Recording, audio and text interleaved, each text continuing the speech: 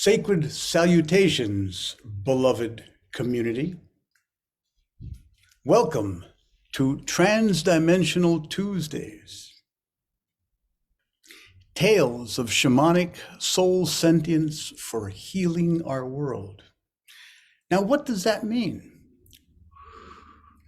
It simply means that in all traditional shamanic societies and in pre-literate cultures, storytelling, like ritual, like song, like dance, were a favored, if not the most important means of transmitting an experience of the sacred into our everyday life.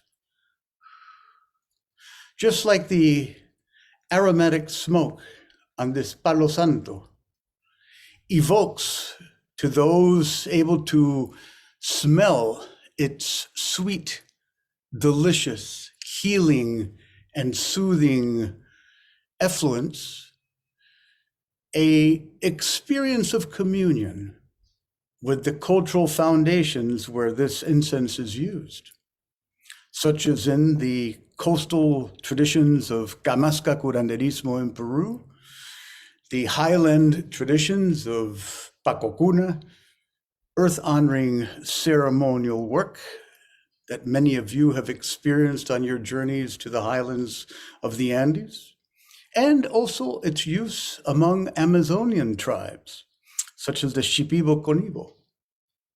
So today is the beginning of a process of me sharing 40 plus years of encounter with this reality, with this primordial tradition of direct revelation in which the unseen has erupted into the seen and created an understanding in my soul that there is much more to life than this three-dimensional material-based illusion we call reality.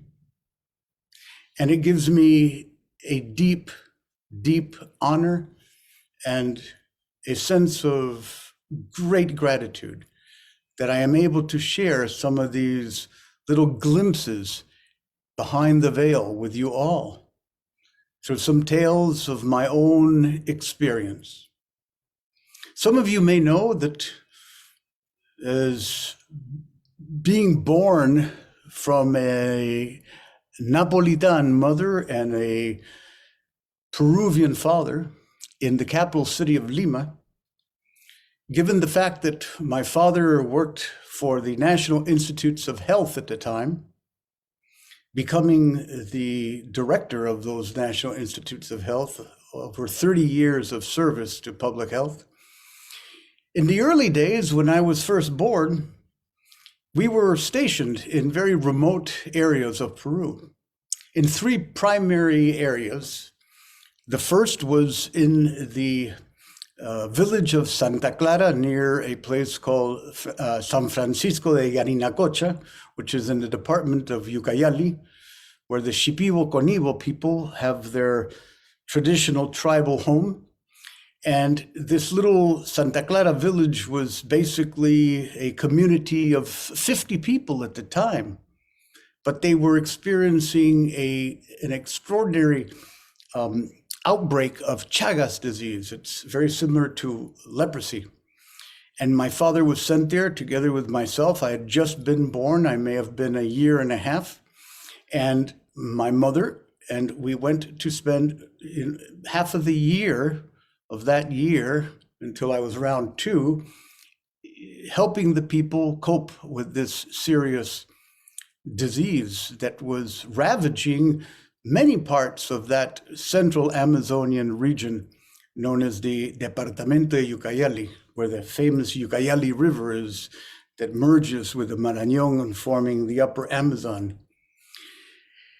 And I had the great privilege of being around these beautiful souls that were pre-literate. There was no reading or writing.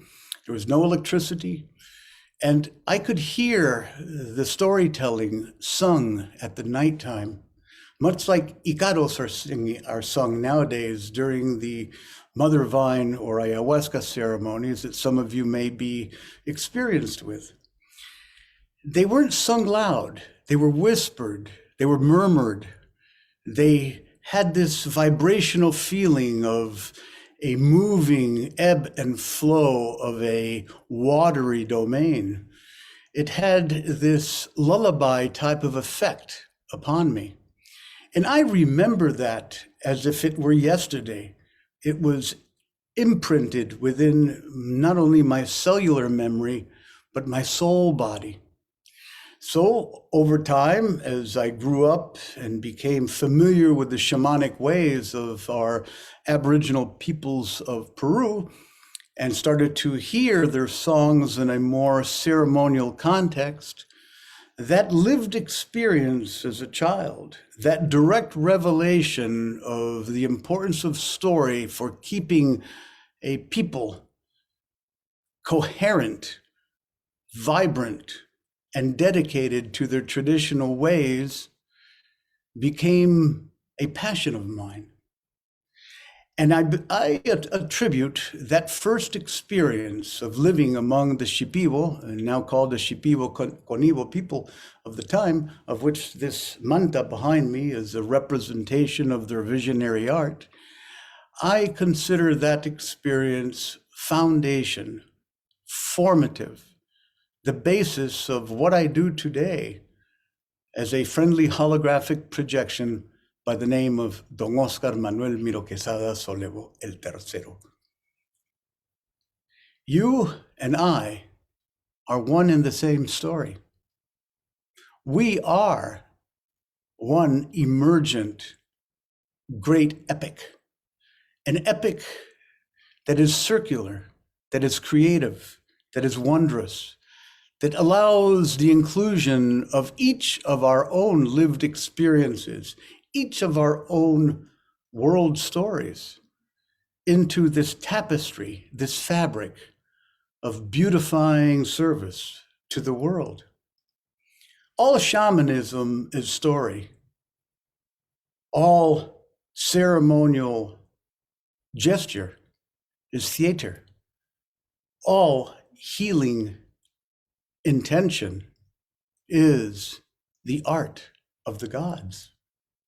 As long as we learn that we are simply a player in this great drama we call the 4.5 billion year evolutionary phase of this Gaia Pachamama, third rock from the sun, we will be the writers, the players, the dreamers, and the inventors of a new story for our Earth. So I share these opening words that will be highlighted by this small reading that I found that emphasizes the importance of us coming together as a sacred hoop on these Transdimensional Tuesdays to start cumulatively building the field, building the foundation, sharing our life, sharing our world, sharing our opening to the great dreaming that is our destiny, from where we once again touch into our origins.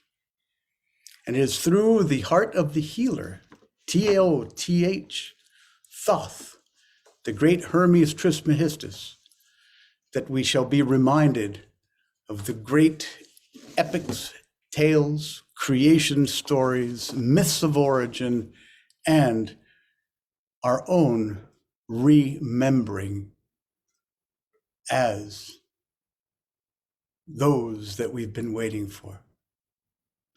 Allow me to read you this little reminder as to how to approach these Transdimensional Tuesdays. It's a little quote by Gary Snyder, and it goes as such. There are two basic modes of learning: direct experience and hearsay. Nowadays, most that we know comes through hearsay, through books, teachers, and television, keyed to only an infinite ground of direct experience with the world. The world is perceived as a telling and or space with weather above.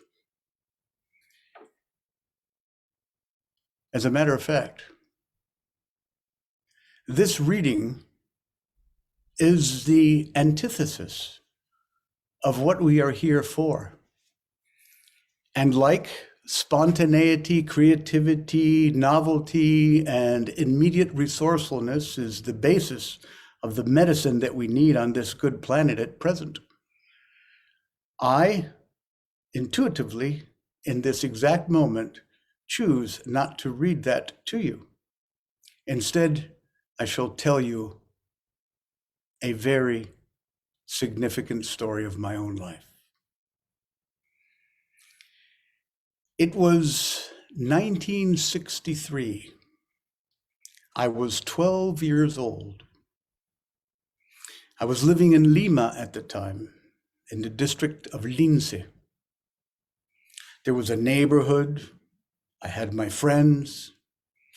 My father and mother, although in conflict for most of their marital life, loved each other.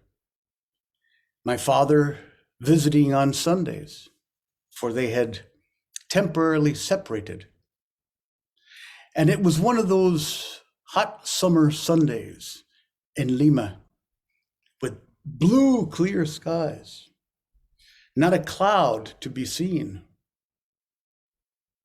My grandfather had just been honored with having his name given to the first astronomical observatory that was built in Lima, which is still now in function in the Morro Solar.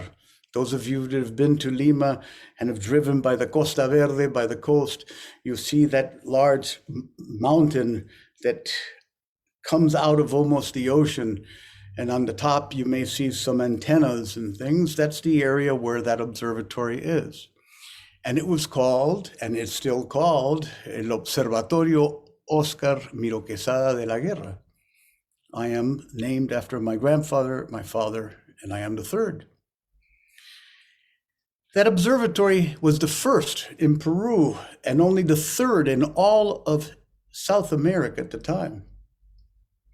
And even before that day, that summer day in which this story takes place, I had been privileged to be at my grandfather's home in Lima, where he had this large patio outdoors on the second floor of his home, where he had a small telescope of his own. And we used to have these stargazing gatherings with my uncles and my cousins and my grandfather as amateur astronomers. And we would look at all the stars and we would marvel at the possibility of life in other planets, understanding that the statistics were in favor of that reality. So all of that was already impacting my view of the possibility of making contact with beings from otherworldly realms. It was something that did not sound far-fetched at all. And on top of that, I had heard innumerable stories from traditional elders in the area of Pucallpa, or the Ucayali in the Amazon, as well as in the area near Chiclayo in a town called Ilimo, as well as in Carhuas, which is up in the department of Ancash in the Central Highlands. I spent time in the early days when my father was in service of the National Health Institutes, living in all those three areas for extended periods of time, attending to the physical and also the emotional needs of the people. Not myself, of course, because I was a spontyke, but my father was. And we were very appreciated in those areas. And many of the lore and many of the great origin stories of these people I heard whispered in the night time in conversations around the chewing or the smoking of tobaccos, in the cooking of the great sacred plants used for the healings in these communities.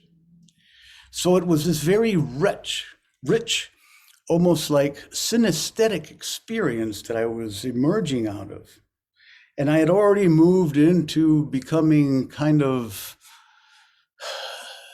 adulterated by the Western social mores, as well as the cultural traditions that gave so much emphasis to the Greco-Roman and European philosophical and scientific systems, and therefore was in schooling in a westernized tradition of school.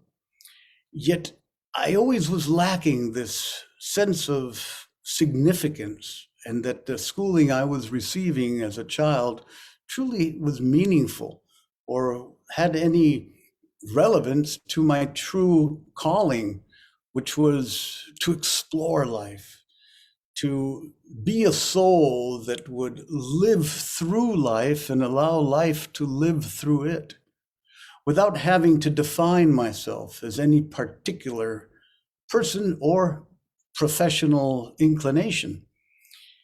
And therefore was a very poor student because I was very bored. Yet this experience I am about to relate to you, although long-winded and circular in storytelling fashion at present, invites you to come into this scenario with me and imagine yourself outside of a typical Lima neighborhood on a Sunday afternoon, on a bright, sunlit sky, and all of a sudden, with your father, your mother, your neighborhood friends, their parents, mesmerized with what was viewed in the sky. It was like a ping pong ball, spherical and white, that emerged out of nowhere in the left of that stellar blue sky, and started to bounce like a ping pong ball. If you could imagine those early cartoons that had those little singing themes on them, and they had the little bing, bing, bing, and you would sing along with these black and white cartoons of the early days, that's exactly what it was. Yet there was not one sound in the entire city of Lima, as far as I recall. And I brought this up afterwards when in my adult life, I brought this memory back to my father when he was still living, and he remembered it with the exact same detail I did. And it was evident that this was not a satellite, that this was no type of aerial phenomenon that was identifiable at the time. It was an orb that was spherical, that was white, that was bouncing across the skyline of Lima.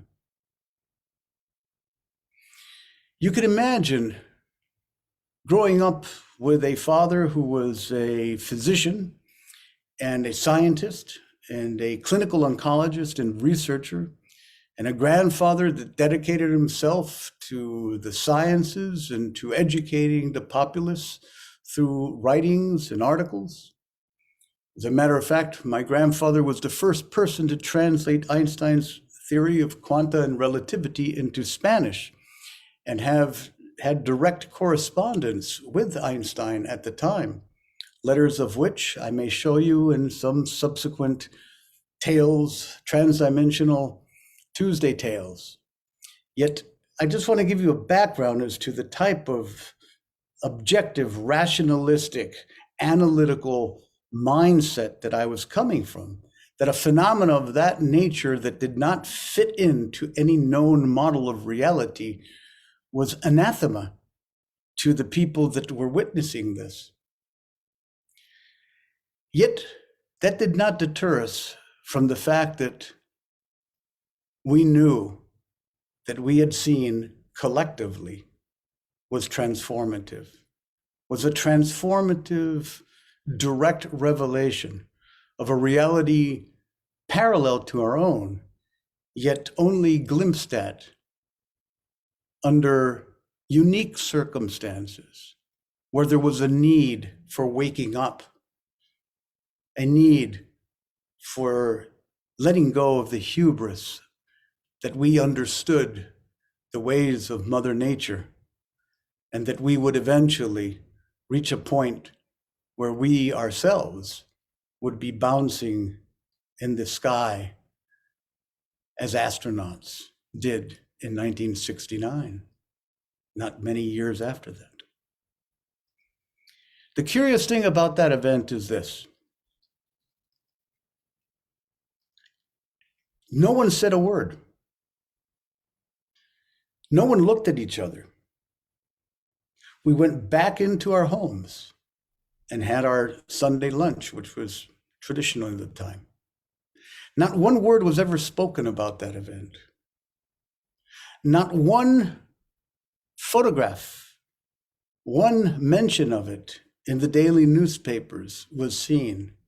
It was as if we had seen that in our neighborhood, yet it was on another plane of reality that it took place. That evening, I had a dream, and I dreamt of contact. I dreamt of one of these ping-pong-like orbs coming into my bedroom through my window and hovering in front of me. Some of you that know my background or have read my book, Lessons in Courage, co-authored with Bonnie Glass Coffin, may recall the event that I had with the 3 shining ones that healed me of asthma. I had become amnesic and forgotten all about that. At age 12, I had no recollection of that event. Yet this ping pong orb, this scintillating orb floating in the sky, levitating in front of my bed in my dream, was very similar to the appearance of those 3 shining ones. And in the dream, I was taken up from my bed and I was carried, floating up into this orb, into this ping pong ball. And from that ping pong ball shot out of the roof of our home in Lima at the time and went high, high into the heavens and landed on this moon that in further research and in retrospect was Ganymede, Jupiter's largest moon, where those of you familiar with the Rama mission understand that is the home of the mythic crystal city where the Rama elder guides from Orion make their home as they supervise the evolution of humankind upon planet. Whether this dream was a somnambulistic, oniric experience, or whether I actually, as a soul, was elevated to those celestial realms and taken to the crystal city at Ganymede at age 12, is not something that needs to be verified, validated, or made sense of.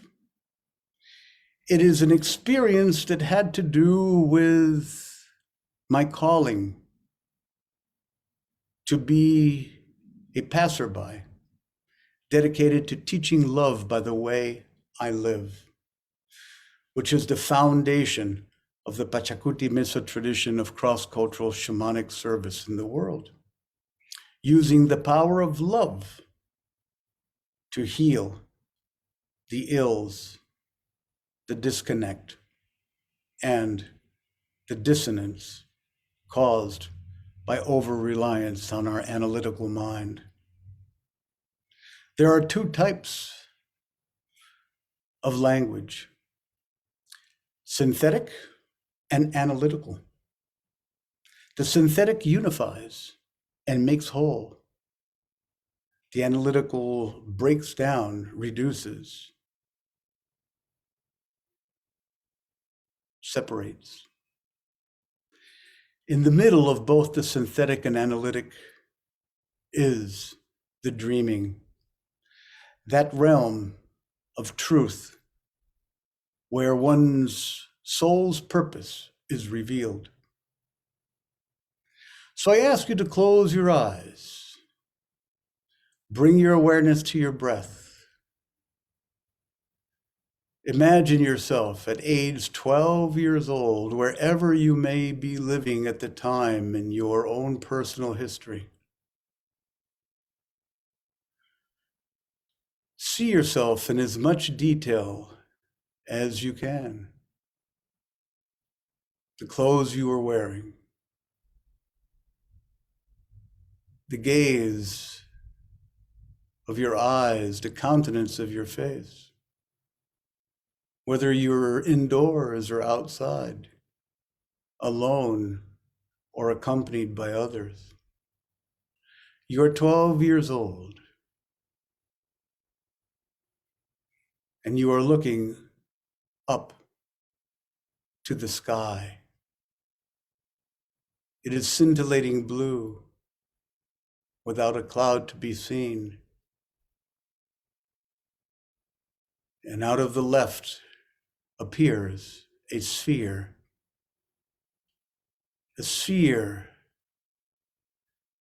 that is dimensionally separate from the sky. And it begins to bounce like a ping pong ball across from left to right, and then back from right to left, and then back from left to right. Feel yourself experiencing this phenomenon until on one of its crossings across the sky, it vaporizes and disappears. You have this experience within you. You are the connector of melody, of note, of octave. You are the great musical savant who has been blessed with the harmonies of the heavens. You remember this day, for your story is my story, and our story is the story of our earth. Remember this, experience it, be it. Live your story so that the sacred is reconciled with our everyday life as a community of shining ones, here and now. Excellent. Slowly open your eyes.